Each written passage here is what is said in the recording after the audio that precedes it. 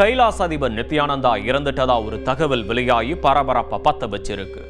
நித்யானந்தா கூடு விட்டு கூடு பாஞ்சு தன்னோட குற்ற வழக்கிலிருந்து தப்பிக்க முயற்சி செய்கிறது உண்மையா அல்லது நிஜமாவே நித்யானந்தா இறந்துட்டாரா? இந்த உலகமே ரசித்த ஒரு குற்றவாளியின் பெயர்தான் நித்யானந்தா.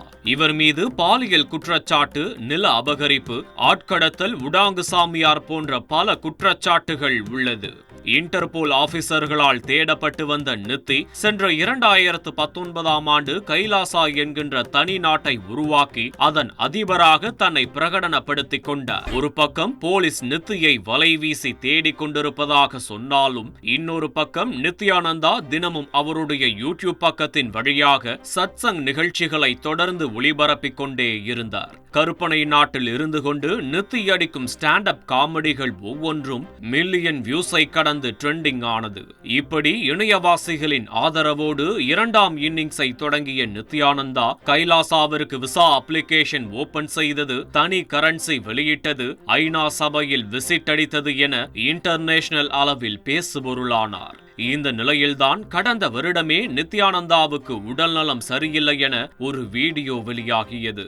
அதோடு அவர் இறந்துவிட்டதாகவும் செய்திகள் பரவியதால் லாங் டிஸ்டன்ஸ் டிவோட்டிஸ் அதிர்ந்து போயிருக்கிறார்கள். சாமிஜி சயனைடை தின்றாலும் டைஜஸ்ட் செய்து விடுவார் என அவரது பக்தர்கள் கமெண்ட் பாக்ஸில் ஃபயர் விட்டது வீண் போகவில்லை.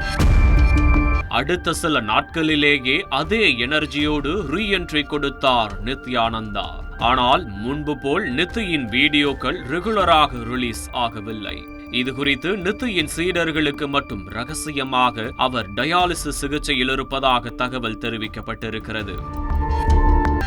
இந்த சூழலில்தான் சென்ற சிவராத்திரி என்று சிறப்பு தோற்றத்தில் வந்த நித்தி ஓஜி கெட்டப்பில் பக்தர்களுக்கு காட்சியளித்திருந்தார். ஆனால் லைவிலேயே அது ஒரு பழைய வீடியோவென கமெண்ட் அடிக்கவும் உஷாரான கைலாசா ஐடிவிங் அப்ரண்டிஸ்கள் உடனடியாக நேரலையை துண்டித்திருக்கிறார்கள்.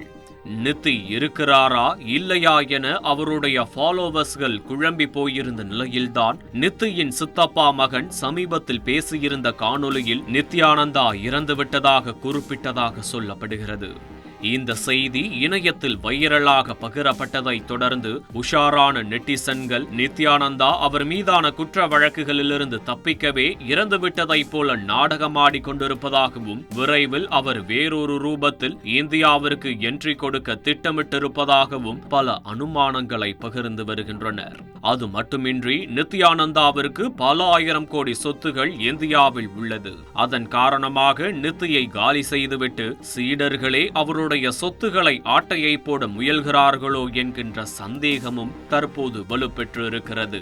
நித்யானந்தா ஏற்கனவே வடிவேலுபாணியில் எனக்காடா என் கார்டு போட பாக்குறீங்க, எனக்கு எண்டே கிடையாதுடா என தெரிவித்திருப்பதால் அவர் நிச்சயம் மீண்டு வருவார் என எதிர்பார்க்கப்படுகிறது. இந்த முறையாவது நித்தியை போலீஸ் கைது செய்து நடவடிக்கை எடுக்க வேண்டும் என்பதே சமூக ஆர்வலர்களின் கோரிக்கையாக உள்ளது. செய்திகளை உடனுக்குடன் தெரிந்து கொள்ள உடனே சப்ஸ்கிரைப் பண்ணுங்க.